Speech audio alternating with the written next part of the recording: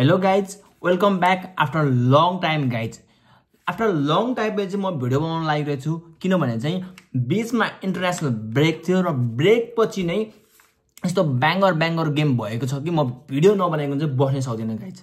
हिजो English premier लिगमा चाहिँ दुईवटा जायन्ट क्लब लिभरपुल र म्यानचेस्टर युनाइटेड भिडेको थियो भने उता ला लिगामा चाहिँ रियल दे माड्रिडको म्याच छ त्यही पनि गथाफेको अवेमा। अवे कति टफ हुन्छ गथाफे तपाईहरुलाई थाहा छ ल, स्पेशल चाहिँ बार्सिलोना फ्यान्सहरुलाई थाहा नै छ गाइज। पहिला कुरा गरौँ हाम्रो रियल दे माड्रिडको गाइज। रियल माड्रिडले चाहिँ हिजो गथाफेलाई 1-0 चाहिँ अवे गरेर चाहिँ हराएको छ, जसमा चाहिँ कुरा गर्नै पर्ने प्लेयर यो सिजन चाहिँ एम्बापे चाहिँ 20 मिनेट एकदम गड मुड चाहिँ एक्टिभ गरेर पर्फर्मेन्स दिइरहेछ गाइज। यो सिजन चाहिँ एम्बापेले जतिवटा म्याच पनि खेलेको छ त्यसमा एउटा म्याचमा मात्र चाहिँ गोल हाल्न सकेको छैन र अरु सबै म्याचमा चाहिँ उले स्कोर गरेको छन् गाइज। यो पाली चाहिँ एम्बापेको यस्तो गड मुड देखेर चाहिँ मलाई किन ब्यालोन्डरको चार्ज चाहिँ एम्बापेले गरिरहेको छ भित्रभित्र गाइज। किनभने उसको टिम फ्रान्स बलियो छ, वर्ल्ड कपमा पनि देखिन्छ र रियल म्याड्रिड पनि जाबी अलोन्सोसम्म चाहिँ लम्बा जानेवाला छ मेरो विचारमा। र हिजोको म्याच जितसँग चाहिँ रियल म्याड्रिडले चाहिँ टेबल टप हानेका छन् र उनीहरू 24 पोइन्ट छ भने बार्साको 22 पोइन्ट छ गाइज। र अरु कुरा गर्नुपर्दा स्पेशल चाहिँ नेक्स्ट म्याच भने रियल म्याड्रिडको चाहिँ एल क्लासिको छ, त्यही पनि एफसी बार्सिलोना गाइज। यो एल क्लासिको चाहिँ एकदमै वेटेड हो किनभने लास्ट सिजनको एल क्लासिको तपाईहरुले हेरेको 4वटा गेममा बार्साले चाहिँ रियल म्याड्रिडलाई लखाट पिटेको थियो। यसको बदला चाहिँ रियल म्याड्रिडले योपालि लिन चाहिँ दाउमा कुरेको छ रियल म्याड्रिड। र नेक्स्ट म्याच चाहिँ एल क्लासिको हो, त्यसैले हेर्न नछुटाउनु होला। र रियल म्याड्रिडले चाहिँ के आफ्नो बदला लिएर त एल क्लासिकोमा गाइज यस्तै मोड एक्टिभ हुने भने एम्बापेको बार्सिलोनाले चाहिँ गाइज यो सिजन सोचेको जस्तो पर्फर्मेन्स गरेको छैन। रियल म्याड्रिड चाहिँ बार्सालाई मेरो जान थ्रास गर्नेछ। हिजो माने म्यान अफ द म्याच भन्छ चाहिँ एम्बापेको थियो, उसको फिनिसिङ गाइज 1 टच बल लिएर चाहिँ उसको फिनिसिङ यति राम्रो थियो गाइज, जसमा चाहिँ कम्बिनेसन चाहिँ हाम्रो अहिले रोनाल्डो भर्सेस ओजिएल थियो नि त्यस्तैकै भाइब आएर, जसमा चाहिँ हाम्रो आर्दा गुलर र किलियन एम्बापेले चाहिँ 20 मिनेट एक्टिभ गरेर चाहिँ प्राइम ओजिएल र रोनाल्डोको चाहिँ भाइब दिएको छ रियल म्याड्रिडमा। र रियल म्याड्रिडको एकदमै क्लिनिकल पर्फर्मेन्स चाहिँ हिजोको म्याचमा। र अरु कुरा गर्नुपर्दा भिनिसियसको पर्फर्मेन्स चाहिँ अलिक डिप भएको छ गाइज। आई डोन्ट नो के भएको छ भिनिसियसलाई, बट एल क्लासिकोमा चाहिँ भिनिसियसको फर्मलाई चाहिँ हामीलाई चाहिन्छ र अलिकति कन्सर्न पनि हुन सकिन्छ। र होप भिनिसियस चाहिँ एल क्लासिकोमा ब्याक भएर चाहिँ रियल म्याड्रिडलाई ट्रफी जिताउन र बार्सिलोनालाई डिस्ट्रोय गर्न चाहिँ हेल्प गर्छ गाइज। र म्याचमा अर्को ब्याङ्गर म्याचको कुरा गर्छौँ, त्यसमा चाहिँ हाम्रो लिभरपुल एफसी भन्छ म्यानचेस्टर युनाइटेडको चाहिँ डार्बी गेम भयो थियो गाइज। त्यही पनि एन्फिल्डमा लिभरपुलसँग एन्फिल्ड खेल्न कति गाह्रो छ तपाईहरुलाई थाहा नै छ।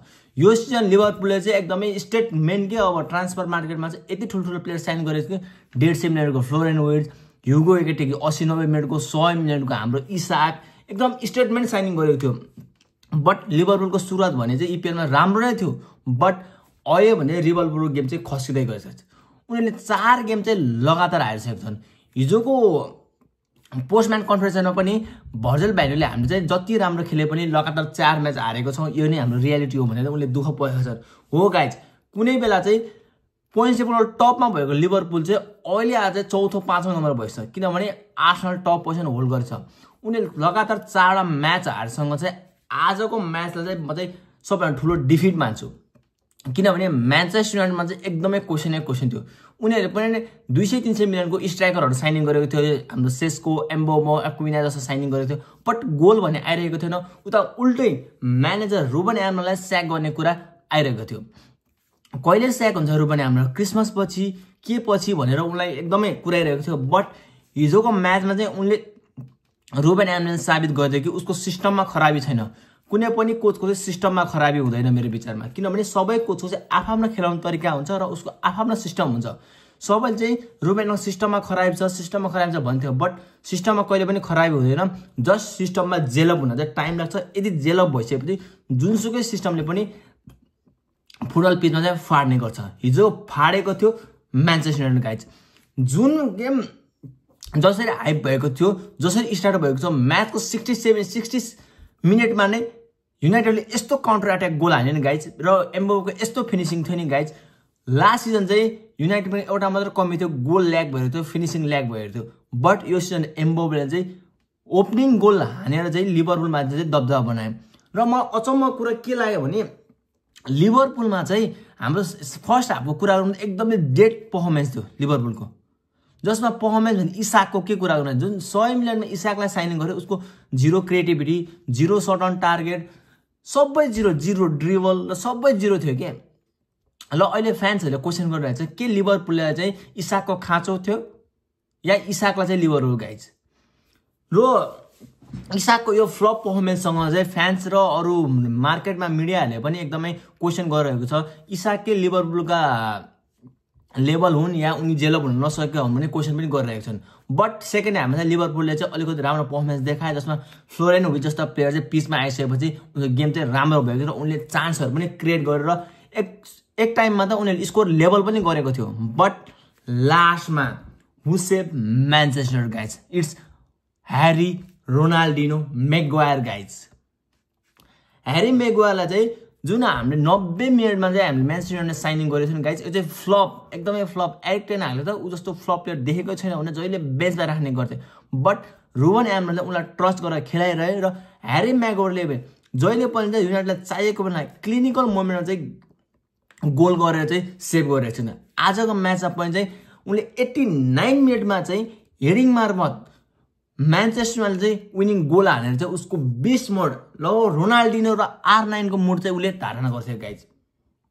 र हिजो उसले म्यान अफ द म्याच जित्न पनि सफल भयो। ह्यारी मैगवायरको पर्फर्मेन्स यति राम्रो थियो गाइज, उनले एकदमै क्लियरेन्स र डिफेन्डिङ पनि एकदमै राम्रो गरिरहेको छ। र हेडिङमा भने चाहिँ युनाइटेडको नै कुनै दबदबा छैन, किनभने पहिला सेट पिचमा चाहिँ युनाइटेड कमजोर थियो, किनभने उनीहरूले हेडिङ गर्ने प्लेयर थिएन। अहिले भने चाहिँ युनाइटेडसँग सेस्को जुन 6 फुट 6 इन्चका छन् ऊ पनि छन् बक्समा। ह्यारी मैगवायर, डिलिट, लानी योरो जस्ता प्लेयरहरू छन् जसले बक्समा चाहिँ अपोनेन्ट टिमका डिफेन्डरलाई खाने गर्छन् गाइज। त्यही खाएको कारण चाहिँ हिजो मैगवायरले चाहिँ विनिङ गोल गरेको छ र म्यानचेस्टर उनलाई 3 पोइन्ट दिलाएको छ। र लिभरपुल र अन्य फ्यान्स जुनले चाहिँ हाम्रो मिडिया र अपोनेन्ट टिमका फ्यान्सहरू र मिडियाबाजी गर्नेहरू पत्रकारहरूले चाहिँ जुन रुबन एमरेमा चाहिँ क्वेसन गरिरहेको थियो उनले एकदम गतिलो जवाब दिएको छ, भन्नुपर्छ थप्पड मारिदिएको छन् गाइज।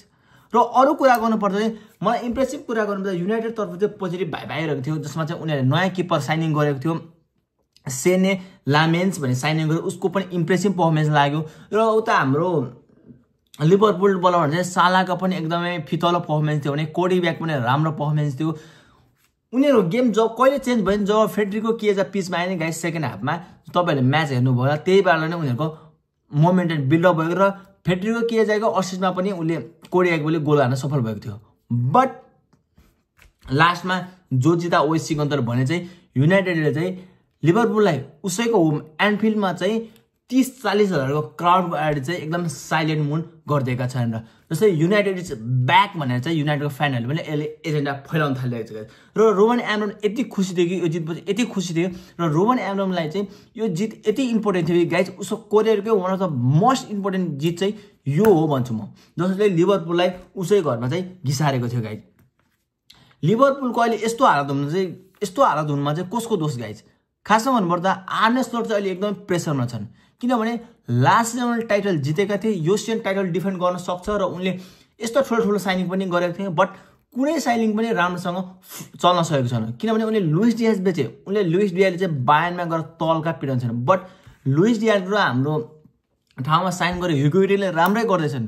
बट इसाकको भने पर्फर्मेन्स एकदमै जिरो छ र लिभरपुल फ्यान्स र टिम म्यानेजमेन्टले एकचोटि सोच्नुपर्छ र इसाकलाई साइन गर्नु कि गलत या सही हो भने उसले एकचोटि सोच्नुपर्छ।